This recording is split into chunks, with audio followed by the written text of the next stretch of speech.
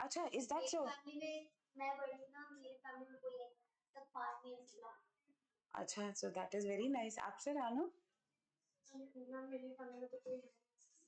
हाँ हाँ। दूसरे सब्जेक्ट्स में आया था उन्होंने पढ़ाई किया है तो कॉमर्स में नहीं होगा। ओके, तो फिर उन्होंने गाइडेंस दिया कि कॉमर्स में सीए बेस्ट है। That's nice. आप?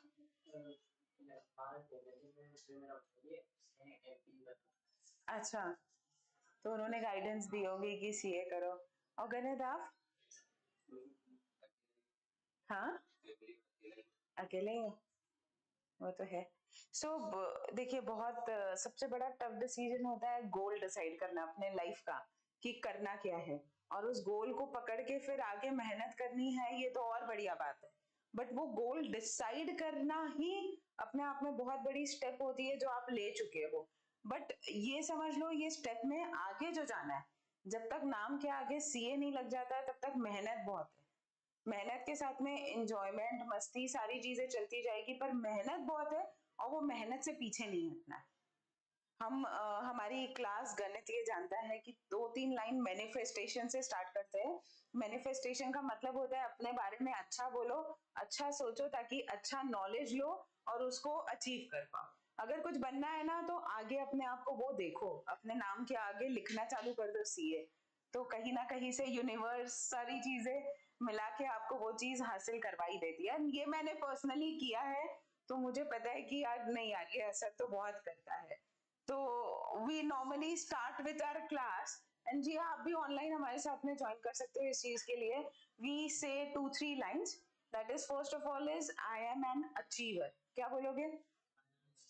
अचीवर का मतलब पता है ना, कि मैं कुछ ना कुछ तो लाइफ में अचीव जरूर करूंगा। हाँ, दैट इज नाइस। सेकेंडली आता है I am hard working. Achieve करना है तो क्या करना पड़ेगा? हार्ड वर्किंग करना पड़ेगा। और यहाँ क्लास में क्यों बैठे हो? I am a CA, I am a chartered accountant. अपने आप को बोलना चालू करोगे तभी फील करोगे, तभी हार्ड वर्क करोगे। तो क्या 3 लाइन बोलेंगे? I am an achiever, I am hard working and I am a chartered accountant. ये 3 चीज हमें बोल के, हमारा ये मंत्र है। गुड मॉर्निंग की जगह इसी से क्लास स्टार्ट करेंगे अपन। ओके, तो बिलीव करते हो ना ये सारी चीजों में? इकोनॉमिक्स पढ़ा है 12th में? क्या क्या पढ़ा है इकोनॉमिक्स में? ऐसा, इसने तो एरोप्लेन पढ़ा है। चलो, आपने? था ही नहीं यार, ये कौन सा कॉमर्स पढ़ा था? अच्छा, आईपी लिया हुआ था। और आपने पढ़ी है? कैसा लगता है? टफ लगता है? अरे तेरे तो ऊपर से गया था ना। टॉपिक्स के लिए मैं दिया बट जो क्या बोलते हैं कि अपने माइंड में ऐसा रहता है कि हाँ इकोनॉमिक ऐसा है, बेस जो रहता है वो क्लियर रहता है ना।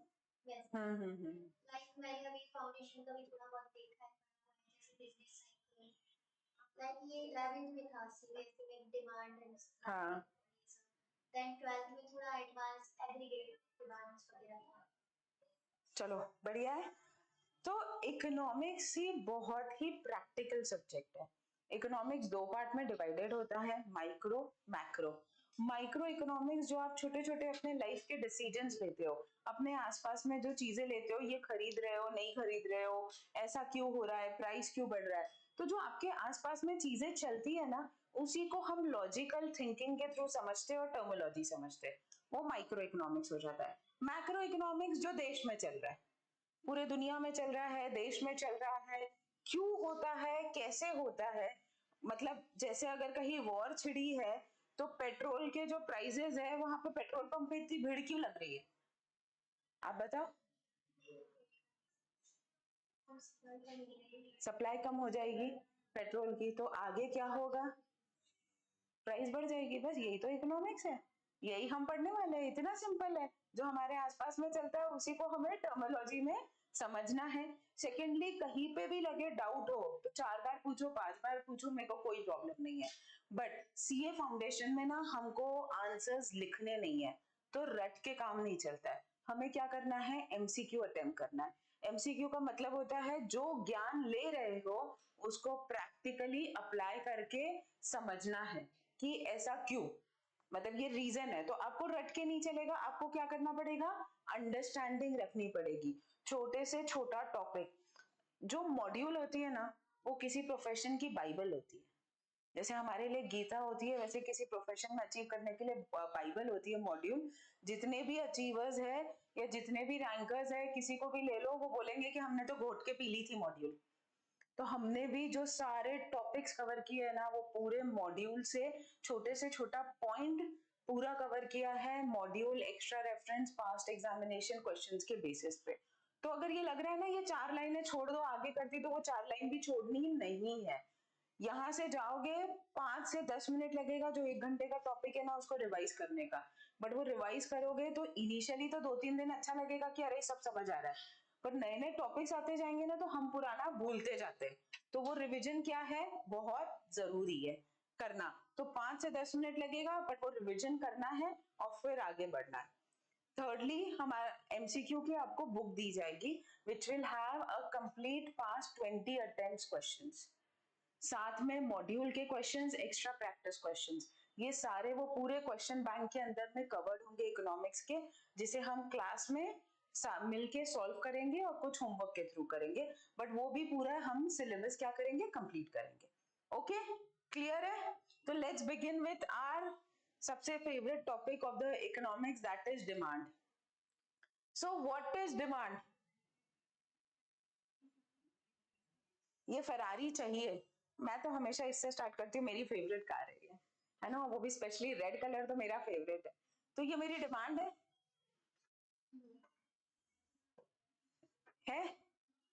ये फरारी मुझे चाहिए, मैं उससे पूछ रही हूँ, डिमांड है ये मेरी? मुझे चाहिए तो डिमांड तो है। आपके हिसाब से डिमांड है? आपके हिसाब से डिमांड है? क्यों?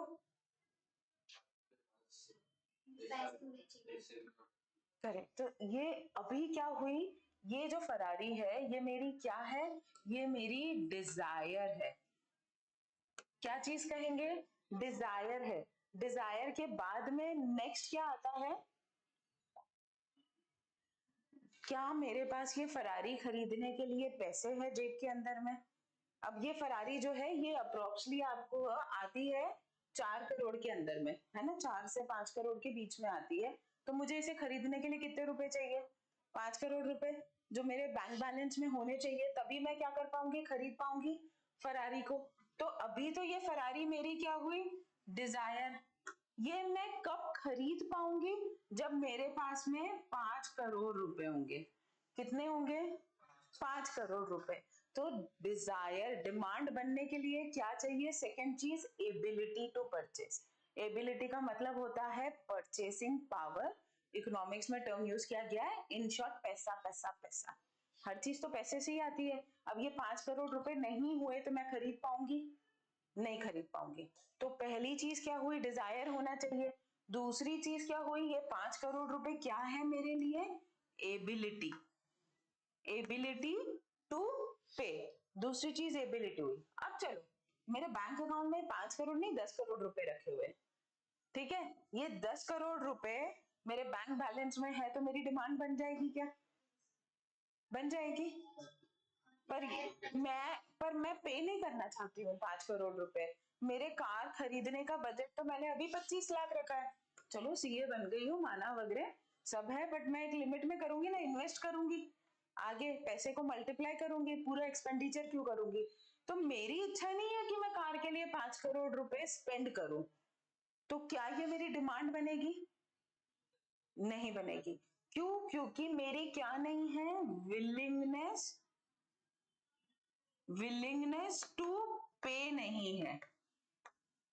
तो किसी भी डिमांड को, इफेक्टिव डिमांड इकोनॉमिक्स में बनने के लिए क्या क्या लगेगा, डिजायर, एबिलिटी और विलिंगनेस टू पे।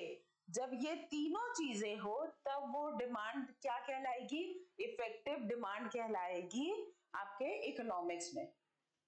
क्लियर है?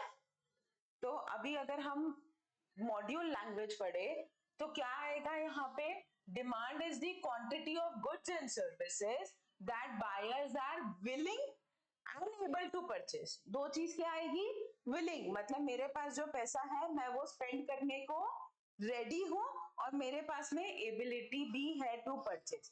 तो डिमांड को इफेक्टिव डिमांड बनने के लिए क्या क्या चीजें लगेगी? Desire, ability, third willingness to pay. तो effective demand is equal to desire plus willingness to use the means plus क्या आएगा? एबिलिटी आएगा। क्लियर है यहां तक? कोई डाउट है? जब भी हम डिमांड पढ़ेंगे हम उसे क्वांटिटी के टर्म्स में पढ़ेंगे। किसके टर्म्स में पढ़ेंगे? क्वांटिटी के टर्म्स में। अब जैसे घर पे रहते हो, छोटे मोटे काम घर के खुद ही करते हो। गणित की मम्मी तो गणित से बहुत काम कराती है, ये तो मुझे पता है पहले से। आप लोगों की भी कराती है क्या? नहीं कराती है यार, वेरी नाइस। चलो, उसकी तो लग रहा है मुझे, उसको तो दुख हो गया एकदम सुन के। उसकी मम्मी तो फॉर श्योर कराती होगी। तो अब उसको बोला मम्मी ने ये 100 रुपए ले और आलू लेके आ। आलू पसंद है? पिछली बैच का तो फेवरेट सब्जी आलू ही थी, है ना? तो आलू लेके आ। तो what will be your next question for 100 rupees के एक्सचेंज में मम्मी से? आप चले जाओगे ऐसे ही लेने आलू?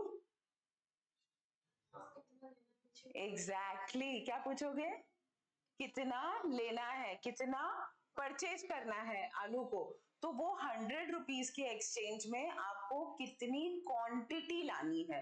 तो जब भी आप डिमांड पढ़ते हो इकोनॉमिक्स में, it is against the quantity demanded. मान लो जैसे कि ये 10 रुपीज है आपका, मान लो 10 रुपीज है आलू तो 5 किलो लोगे।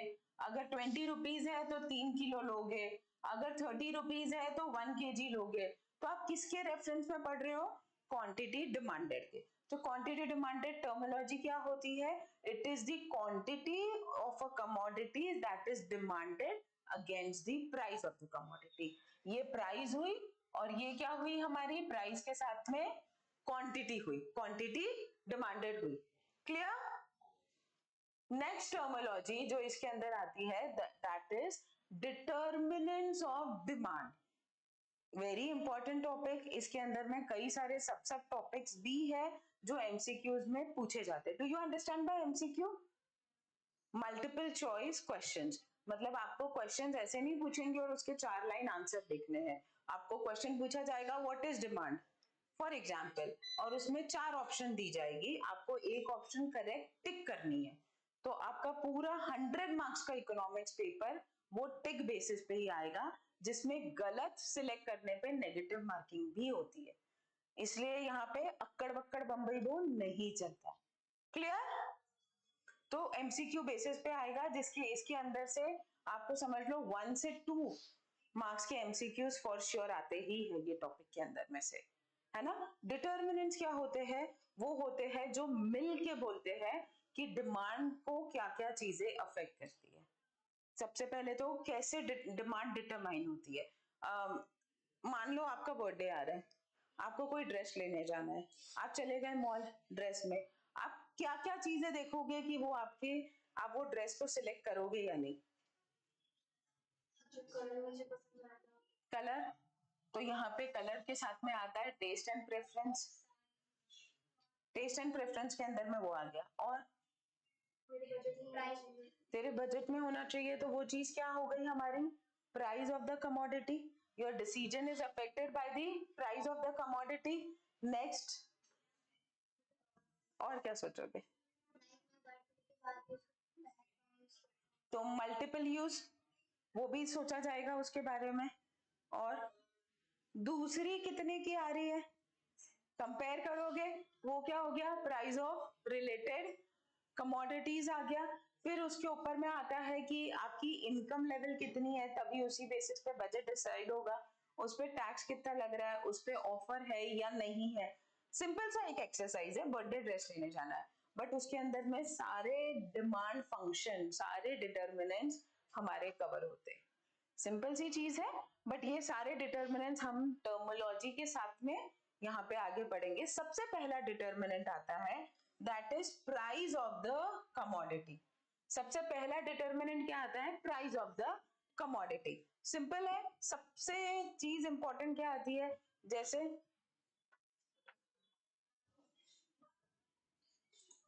क्या पोजीशन पे अटका, ऐसा लग रहा है चक्र है हाथ में। रीलोड करो क्या?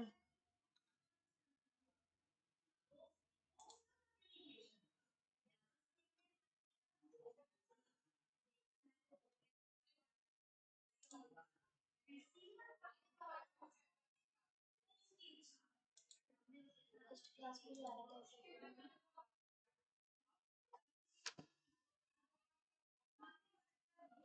एक मिनट, हाँ, sorry for the interference.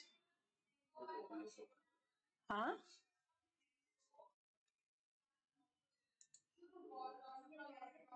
Sir ये क्लास बीच में स्टक हो गई है ऑनलाइन। हाँ सर, हाँ।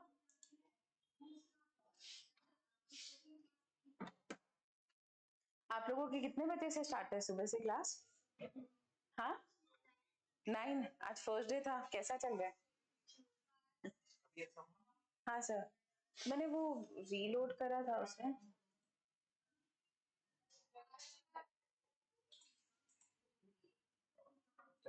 सर गूगल क्लासरूम में उसी से होता है वो भी। ये वहां से डीएक्टिवेट एक्टिवेट करते हैं। अच्छा, ठीक है ना सर।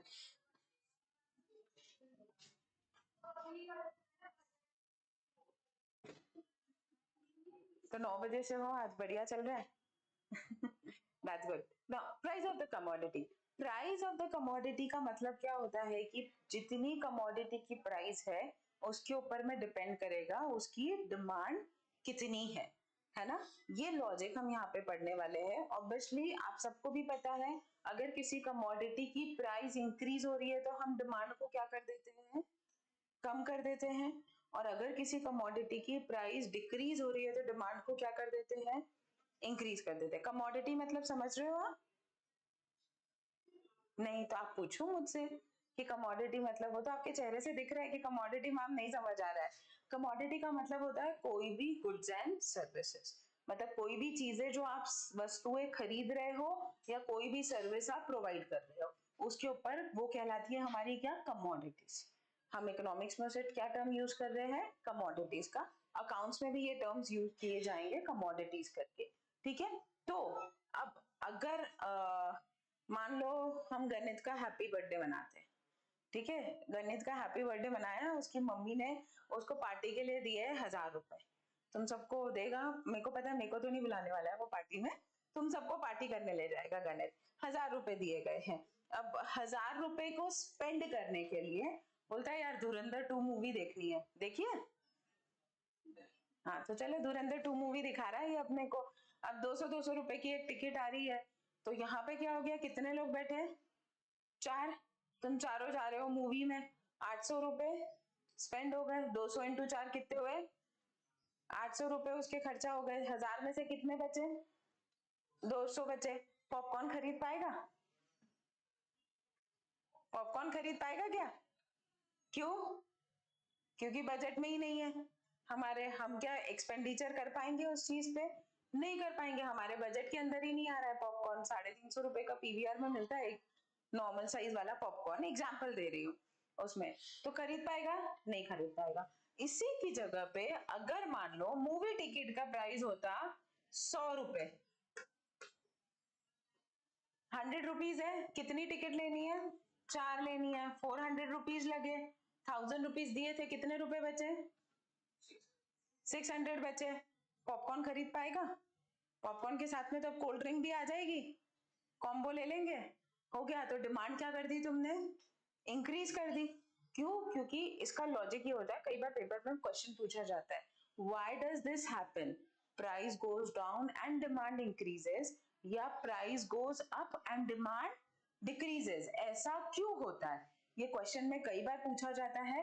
तो उसका जवाब आता है सबसे पहले तो इनकम इफेक्ट। क्या बोलेंगे हम, इनकम इफेक्ट। इनकम इफेक्ट मतलब आपके हाथ में जितना पैसा है वो आपकी इनकम है। जैसे बर्थडे पे गणित को कितने मिले, 1000 रुपए, वो 1000 रुपए क्या हुई, गणित की इनकम हुई। अब उसमें से तुम्हारा प्राइस अगर कम है तो पैसा ज्यादा बच जाता है, पैसा बच जाता है तो तुम एक्सपेंडिचर ज्यादा कर पाते हो। और अगर प्राइस इंक्रीज है तो पैसा क्या होता है, कम बचता है और तुम एक्सपेंडिचर नहीं कर पाते हो। जैसे जब मूवी टिकट कितने की आ रही थी, 200 रुपए की आ रही थी, तब पॉपकॉर्न कोल्ड ड्रिंक आ रही थी क्या? नहीं आ रही थी, क्योंकि हाथ में पैसा बच रहा था, नहीं बच रहा था। पर अब मूवी टिकट जैसे ही 100 की हुई, अब क्या हो रहा है, पॉपकॉर्न कोल्ड ड्रिंक दोनों आ रही है, क्योंकि हाथ में पैसा क्या है, ज्यादा बच रहा है। That is the logic behind. तो व्हाई डज दिस हैपन कि इनकम हमारी, सॉरी, प्राइस डिक्रीज होती है, डिमांड बढ़ती है, और प्राइस इंक्रीज होती है, डिमांड क्या होती है, कम होती है, इनकम इफेक्ट की वजह से। सेकेंड एक सब्स्टिट्यूशन इफेक्ट भी है, वो हम अगले इसमें पढ़ेंगे। अभी हमारे लिए प्राइस ऑफ द कमोडिटी क्या होती है, इट इज द वैल्यू जिसमें आप वो चीज को खरीद सकते हो। उसके साथ में क्या होता है, जैसे प्राइस इंक्रीज होती है, डिमांड क्या होगी, अरे यार थोड़ा जोश से बोलो, नाश्ता वाश्ता नहीं किया हो, अरे यार ऐसे कैसे, हाँ, जैसे प्राइस इंक्रीज होगी डिमांड क्या होगी, डिक्रीज, और जैसे प्राइस डिक्रीज होगी डिमांड क्या होगी, इंक्रीज होगी। तो प्राइस और क्वांटिटी डिमांडेड के बीच में कैसा रिलेशनशिप हुआ, ऑपोजिट। इसके कई सारे अलग अलग टर्म यूज करते हैं, ऑपोजिट बोलते हैं, इनडायरेक्ट बोला जाता है, इनवर्स बोला जाता है, नेगेटिव बोला जाता है ना। जब भी ये दोनों डायरेक्शंस एरोस के अपोजिट डायरेक्शन में चलते हैं, तो इसको कैसा रिलेशनशिप बोला जाएगा, इनवर्स रिलेशनशिप, या नेगेटिव रिलेशनशिप, या फिर आपका ऑपोजिट रिलेशनशिप, और या तो इनडायरेक्ट रिलेशनशिप। ये अलग अलग टर्म्स है, चारों का मतलब एक ही होता है, क्वेश्चन पेपर में ये अलग अलग नाम से पूछे जा सकते हैं। यहां तक क्लियर? प्राइस डिटर्मिनेंट है, क्यू है, वो लॉजिक क्लियर है। प्राइस और डिमांड में कैसा रिलेशनशिप आएगा, इनवर्स रिलेशनशिप आएगा, ऑपोजिट रिलेशनशिप आएगा। क्लियर? आपको क्लियर है? आप फर्स्ट टाइम इकोनॉमिक्स पढ़ रहे हो, क्योंकि है ना, कुछ भी डाउट हो आप पूछ लो, क्योंकि ये लोग कुछ टर्म्स 12th में पढ़ के आ चुके हैं, आपके लिए फर्स्ट टाइम है।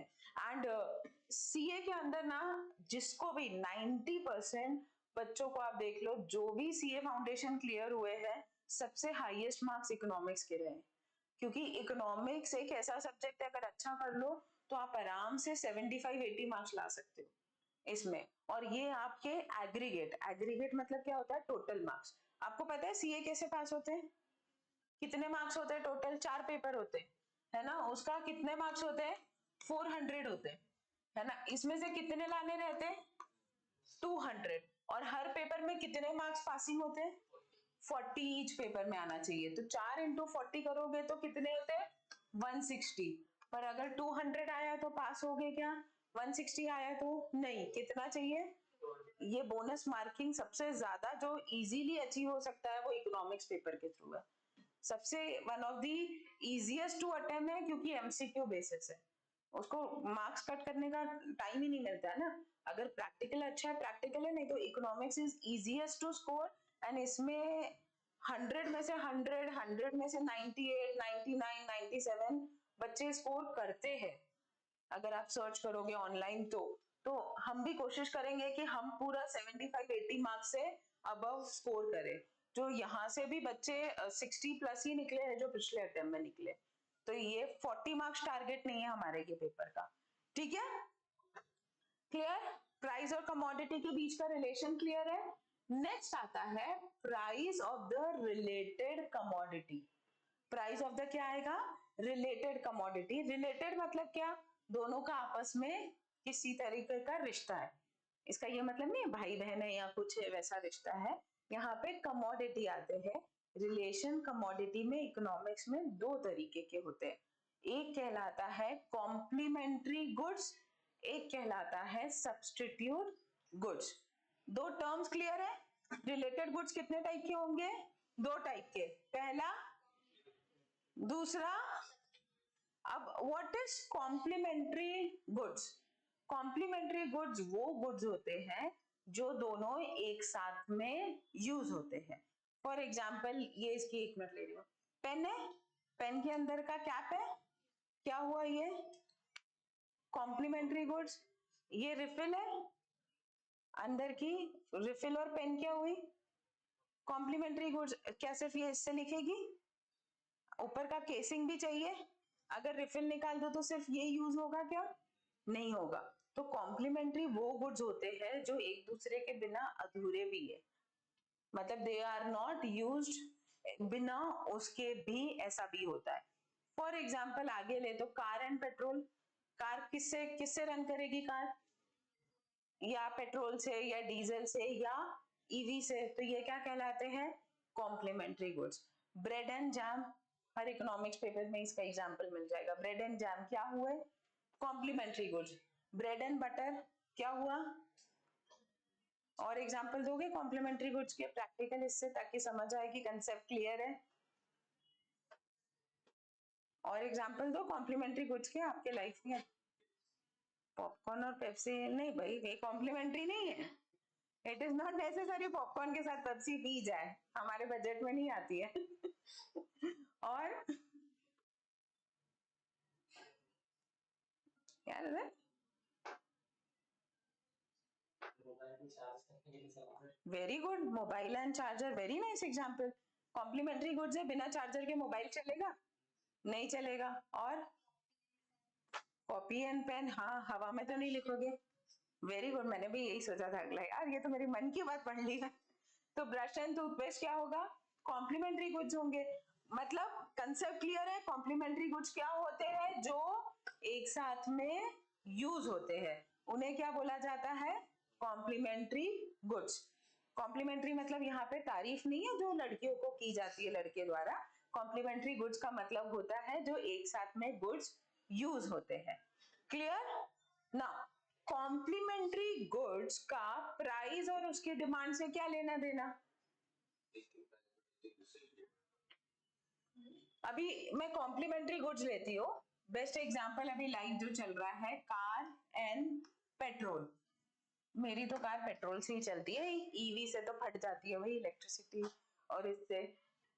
तो car and petrol is the complementary example.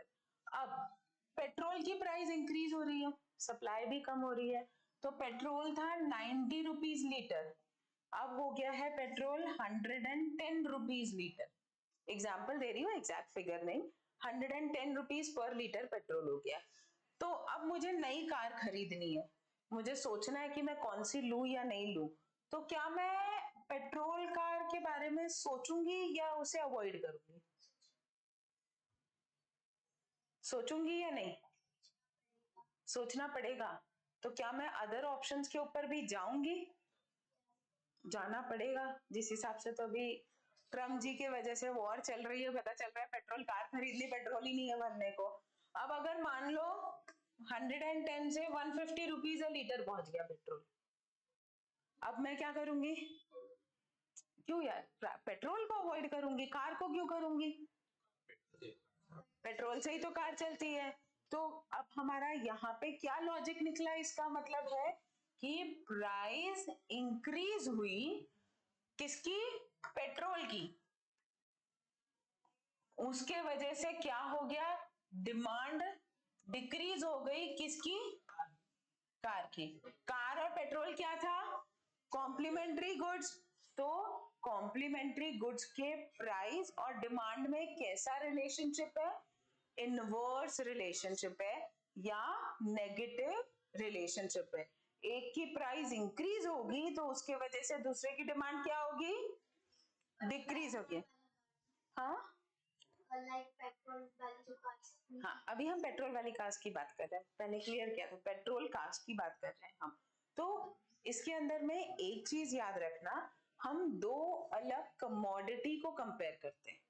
पहला डिटर्मिनेंट जो था प्राइस ऑफ द कमोडिटी, उसमें सिंगल कमोडिटी थी, कमोडिटी एक्स। यहाँ पे क्या होता है? Price of commodity X increases leads to demand for commodity Y decrease. दो अलग कमोडिटी है, हम सिंगल कमोडिटी को पढ़ रहे हैं क्या? नहीं, हम दो अलग कमोडिटी को पढ़ रहे हैं। तो कॉम्प्लीमेंट्री गुड्स में क्या होता है?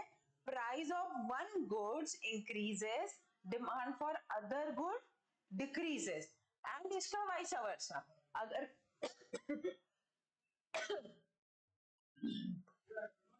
70 रुपीज अगर हमारा पेट्रोल हो गया है तो कार की डिमांड क्या हो जाएगी, बढ़ जाएगी। मैं सोचूंगी क्या दूसरे ऑप्शंस पे जाने के लिए, बिल्कुल नहीं सोचूंगी। मैं क्या करूंगी, वो ही 70 रुपीज में तुरंत पेट्रोल कार ले लूंगी। तो वाइस वर्सा भी होता है, अगर price of commodity eggs decrease होती है तो डिमांड फॉर कमोडिटी वाई क्या हो जाएगी, इंक्रीज हो जाएगी, है ना। इसे वाइस वर्सा बोलते हैं, मतलब अपोजिट रिलेशन भी सेम टू सेम होता है। तो कॉम्प्लीमेंट्री गुड्स के बीच में कैसा रिलेशनशिप हुआ, इनवर्स। इनवर्स के 4 अलग नाम बताए थे मैंने, क्या क्या थे। आप गणित इतना धीरे क्यों बोल रहा है, थोड़ा जोर से बोल। ओ रानू, क्या क्या 4 नाम थे अलग अलग।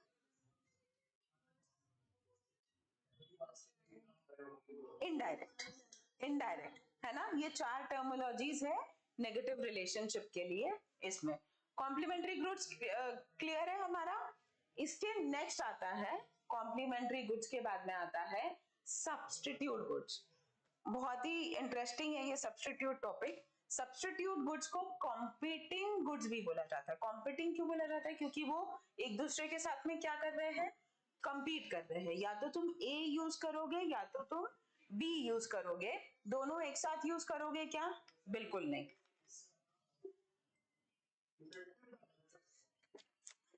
सब्स्टिट्यूट गुड्स वो गुड्स होते हैं जो एक ही यूटिलिटी को सेटिस्फाई करते हैं, एक ही वांट को सेटिस्फाई करते हैं। मान लो मुझे प्यास लगी, मैंने पानी पिया, और या तो मैं कोक पीती, दोनों क्या कर रहे हैं, अभी मेरी थर्स्ट को सेटिस्फाई कर रहे हैं। तो पानी और कोक यहाँ के एग्जांपल के लिए क्या हो गए, सब्स्टिट्यूट गुड्स। क्या मैं इधर से पानी इधर से कोक ऐसे पीऊंगी क्या, नहीं। दोनों साथ में पीते हैं क्या, यूज होते हैं क्या, नहीं होते। तो सब्स्टिट्यूट गुड्स एक के बदले दूसरे का यूज। नॉर्मली घर पे गेस्ट आते हैं, क्या पूछते हो, चाय लोगे या कॉफी लोगे। तो चाय और कॉफी यूनिवर्सल सब्स्टिट्यूट गुड्स है, हर इकोनॉमिक बुक्स में ये मिल जाएगी आपको। तो आप क्या दोनों बोलोगे, लो 1 कप चाय 1 कप कॉफी ले लो, नहीं यार रानू ले लो यार, चलेगा, ठंड ज्यादा है थोड़ी सी तो गरम। हाँ वो भी होंगे, दोनों साथ में तो यूज नहीं करोगे आप उसमें। और एग्जांपल दे सकते हो सब्स्टिट्यूट गुड्स के, कोक पेप्सी आपस में कंपीट करते हैं, या तो कोक पियोगे या पेप्सी पियोगे। और पेन एंड पेंसिल, या तो पेन से लिखोगे या पेंसिल से लिखोगे। Ink pen and gel pen, वो लिखोगे। और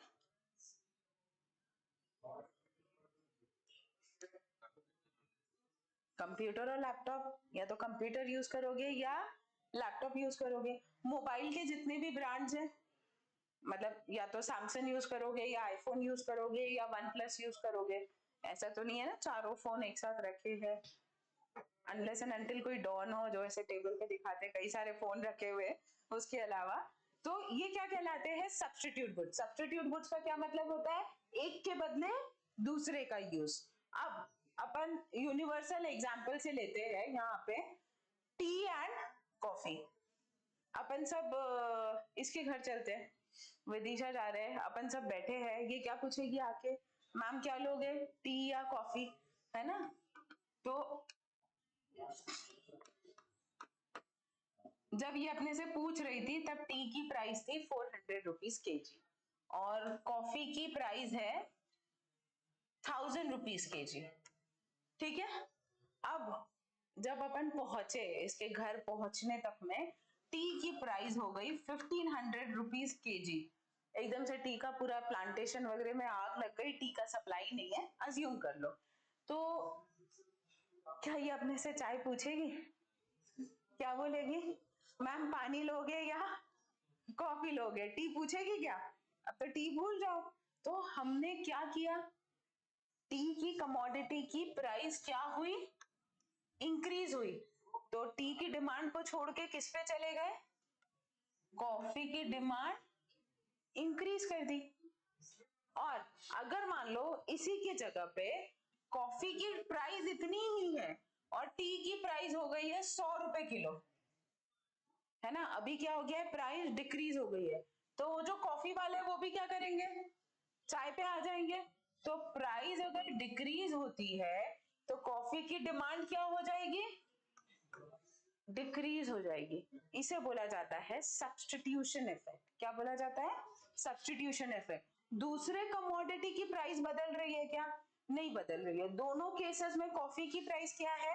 1000 की 1000 है, और पहले टी की प्राइस 400 से कितनी हो गई?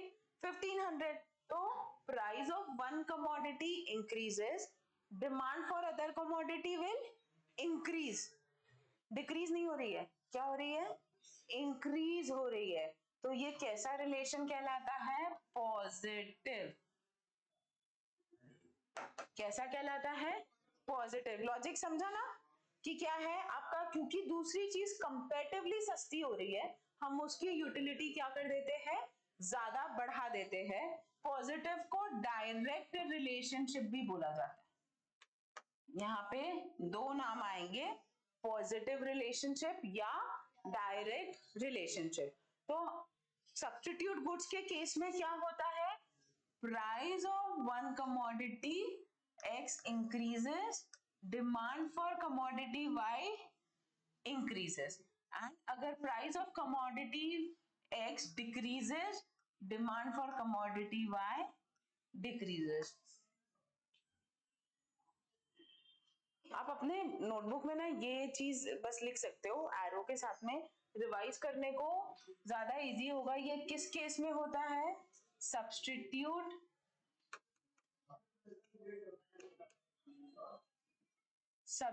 गुड्स के केस में होता है ये चीज, है ना? सिर्फ ये जो पॉइंट है कॉम्प्लीमेंट्री गुड्स के अंदर में भी इनवर्स लिख देना।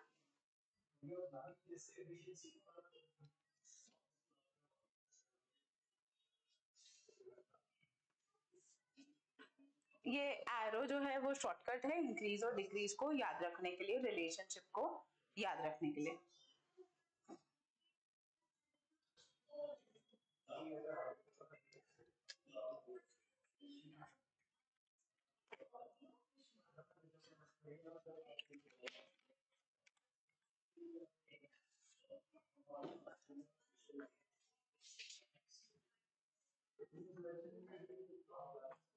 कॉम्प्लीमेंट्री के लिए भी नोट डाउन कर लो, कॉम्प्लीमेंट्री गुड्स के लिए।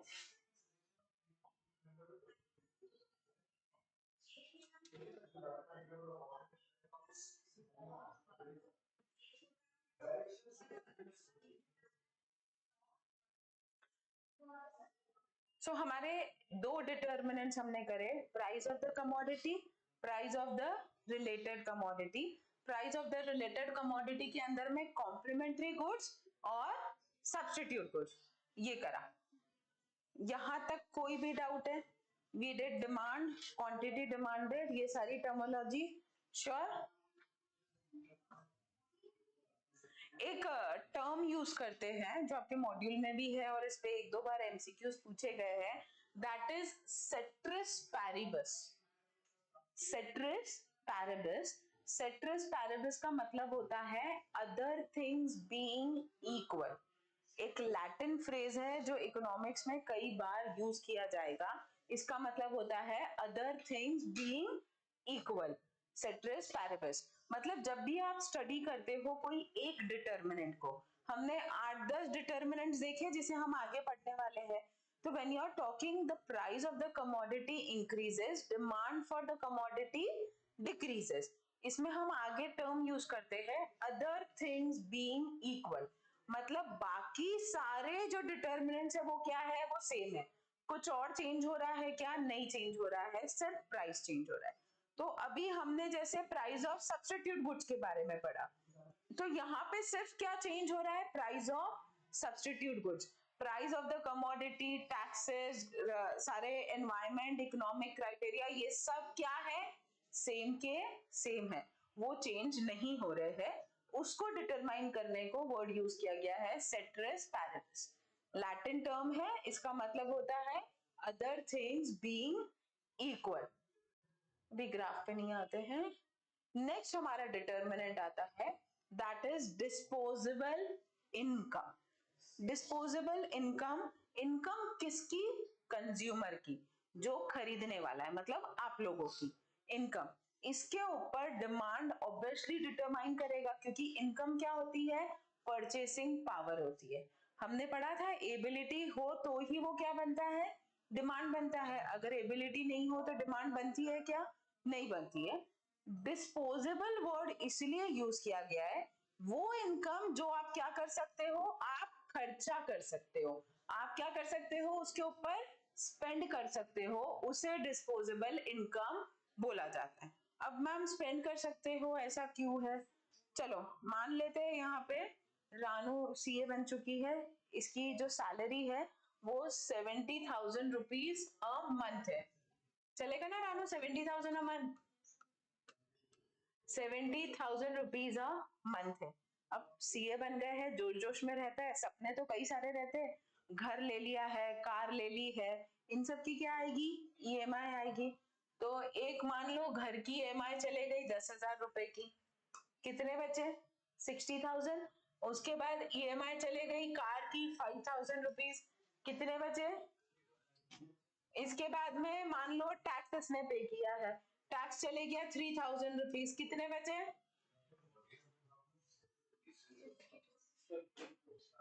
क्या बात कर रहे हो यार, सिंपल सा मैथ्स में इतना टाइम लग रहा है। 70 माइनस 10 60, 60 माइनस 5 55 माइनस 3 50। देखो जिसकी सैलरी थी उसने सही जवाब दिया था, उसको पता था ना, बिल्कुल। तो मेरे पास में कितने रुपए बचे हैं, 52,000, नहीं रानू के पास में बचे हैं। तो ये जो 52,000 है ये रानू की क्या कहलाएगी, डिस्पोजेबल इनकम।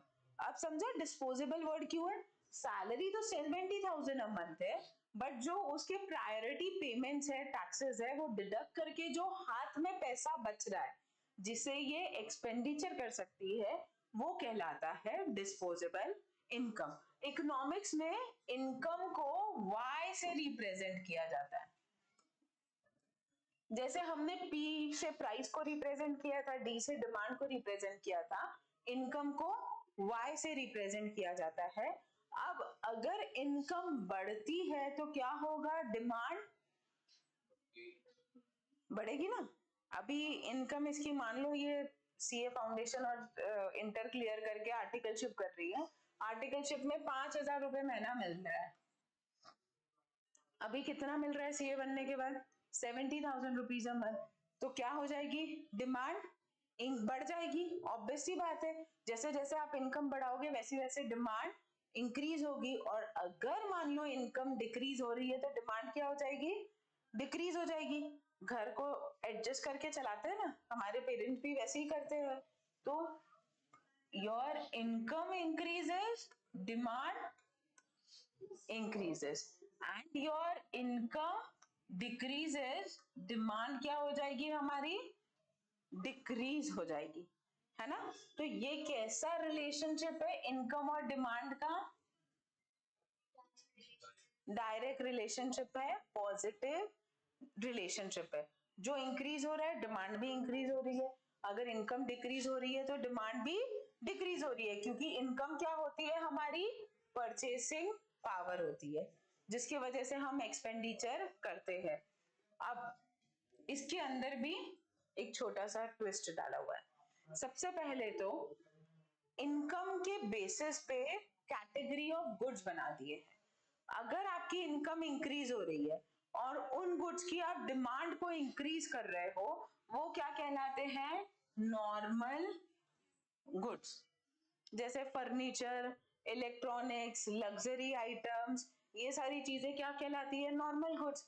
जैसे जैसे आपकी इनकम इंक्रीज होगी वैसे वैसे क्या होगा, इनकी डिमांड इंक्रीज होते जाएगी, और जैसे जैसे इनकम डिक्रीज होगी ये सारी चीजों की डिमांड क्या होती जाएगी, डिक्रीज होते जाएगी। तो नॉर्मल गुड्स कौन से गुड्स होते हैं, नॉर्मल गुड्स वो गुड्स होते हैं which have direct relationship with income. Clear, normal goods पहला क्लियर है, इजी है बहुत। सेकेंड चीज आती है इसके अंदर में, इंफीरियर गुड्स। अब ये इंफीरियर गुड्स क्या हो गया मैम, इंफीरियर का क्या मतलब होता है, जनरली इंग्लिश टर्म में इंफीरियर का क्या मतलब होता है, low quality, low quality goods. मतलब जिसकी मतलब क्वालिटी, डायरेक्टली क्वालिटी तो नहीं, पर इंफीरियर गुड्स वो गुड्स होते हैं इनकम कम होने की वजह से आप उसको यूज करते हो, डिमांड करते हो। इनकम क्योंकि आपकी कम है इस वजह से वो गुड्स को डिमांड किया जाता है, उसे क्या बोलते हैं, इंफीरियर गुड्स बोला जाता है। जैसे राशन कार्ड है, राशन कार्ड के ऊपर शॉप्स में मिलता है गेहूं चावल 2 रुपए किलो या 1 रुपए किलो या 10 रुपए किलो शक्कर, ऐसा कुछ लिमिटेड मिलता है ना हर एक के राशन कार्ड के ऊपर में। तो वो राशन कार्ड के ऊपर में जो राशन से गुड्स मिल रहे हैं वो क्यों मिल रहे हैं, क्योंकि आपकी इनकम लो है इस वजह से मिल रहे हैं। तो वो गुड्स को क्या बोलेंगे, इंफीरियर क्वालिटी ऑफ गुड्स। जैसे बच्चे थोड़े बेटर स्कूल में पढ़ते हैं, कुछ बच्चे आंगनवाड़ी में पढ़ते हैं, तो आंगनवाड़ी क्यों ऑप्शन होती है, क्योंकि वो लोअर लेवल ऑफ इनकम की वजह से होती है, तो वो क्या कहलाता है, इंफीरियर क्वालिटी ऑफ सर्विसेज यहाँ पे। तो इंफीरियर गुड्स कौन से गुड्स होते हैं, वैसे गुड्स क्योंकि आपकी इनकम लो है इस वजह से ये गुड्स को डिमांड किया जाता है। तो यहाँ पे इनकम इफेक्ट क्या होता है, नेगेटिव होता है। What is income effect, negative होता है। मतलब your income decreases, demand increases. जैसे ही आपकी इनकम इंक्रीज हो गई, इसकी डिमांड क्या कर दोगे आप, इन गुड्स की डिक्रीज कर दोगे। तो इनका कैसा रिलेशनशिप हुआ, इनवर्स रिलेशनशिप हुआ, इनडायरेक्ट रिलेशनशिप हुआ, तो नेगेटिव इफेक्ट ऑफ इनकम भी बोला जाता है। तो इंफीरियर गुड्स को इंफीरियर गुड्स कहलाने के लिए क्या बोलना पड़ता है, नेगेटिव इनकम इफेक्ट। एक और एग्जांपल दूं तो जो फार्मर्स है गांव में रहते हैं वो बाजरा खाते हैं, मक्का खाते हैं और ये खाते हैं अपना ज्वार खाते हैं क्योंकि वो बहुत ज्यादा होते हैं। बट एक और रीजन ये होता है कि कंपैरेटिवली गेहूं बहुत महंगे होते हैं, इस वजह से भी वो लिया जाता है। तो कई बार आपके एमसीक्यूज में ये भी क्वेश्चन पूछा जाएगा कि for example x person is consuming bajra because of low level of income. तो बाजरा क्या है, normal goods, inferior goods, Giffen goods, luxury good. तो आंसर क्या आएगा, इंफीरियर गुड्स। क्यों, क्योंकि नेगेटिव इनकम इफेक्ट है, लो लेवल ऑफ इनकम की वजह से आप क्या कर रहे हो, इन गुड्स को कंज्यूम कर रहे हो। इंफीरियर गुड्स तक क्लियर है, कोई डाउट नहीं है। तो यहाँ पे आज हम कंक्लूड करते हैं हमारी क्लास को। कल एक बहुत ही इंटरेस्टिंग टॉपिक पढ़ेंगे कि गिफन गुड्स क्या होता है, एंड इसके ऊपर गिफन गुड के ऊपर में 90% एक क्वेश्चन जरूर आता है एग्जाम में ऑन गिफन गुड्स। अभी तक के जितने भी आप एमसीक्यूज देखोगे 90% इसके ऊपर में क्वेश्चंस आते ही है।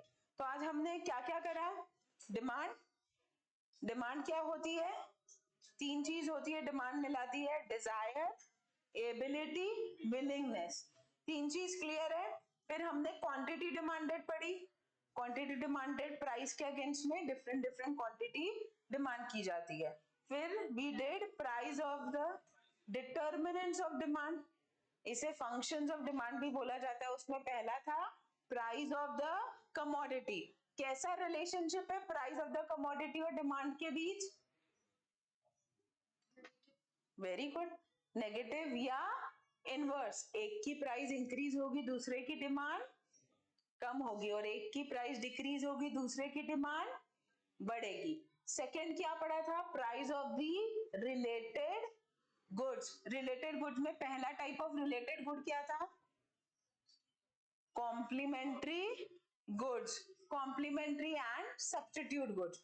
कॉम्प्लीमेंट्री गुड्स के बीच में कैसा रिलेशनशिप था, इनवर्स या नेगेटिव, एक की प्राइस इंक्रीज होगी दूसरे की डिमांड डिक्रीज होगी कॉम्प्लीमेंट्री गुड्स में। सब्स्टिट्यूट गुड्स में कैसा रिलेशनशिप था, पॉजिटिव रिलेशन था, एक की प्राइस इंक्रीज होगी दूसरे की डिमांड इंक्रीज होगी एंड वाइस वर्सा। फिर हमने पढ़ा disposable income, what is disposable income, and normal goods के केस में इनकम और डिमांड के बीच कैसा रिलेशनशिप है, पॉजिटिव, इनकम इंक्रीज होगी डिमांड इंक्रीज होगी, इनकम डिक्रीज होगी डिमांड डिक्रीज होगी। और फिर we did inferior goods, inferior goods में इनकम और डिमांड के बीच में कैसा रिलेशन है, नेगेटिव, अगर इनकम डिक्रीज होगी तो इनपुट्स की डिमांड इंक्रीज होगी, और अगर इनकम इंक्रीज होगी तो इनपुट्स की डिमांड डिक्रीज होगी। एक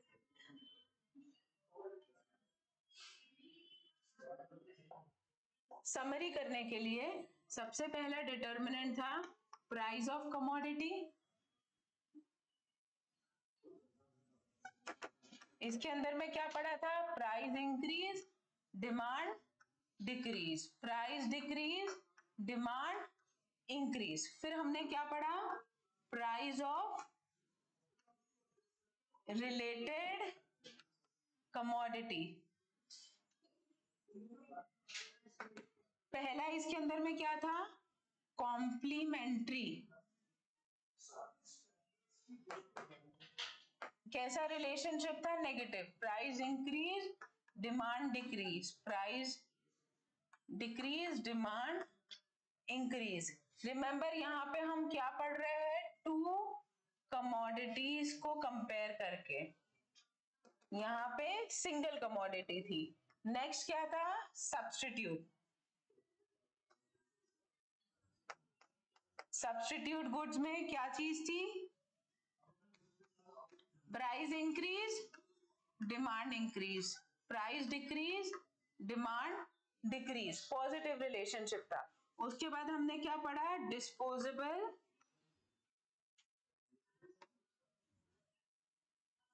इनकम। डिस्पोजेबल इनकम के अंदर में first we did was normal goods,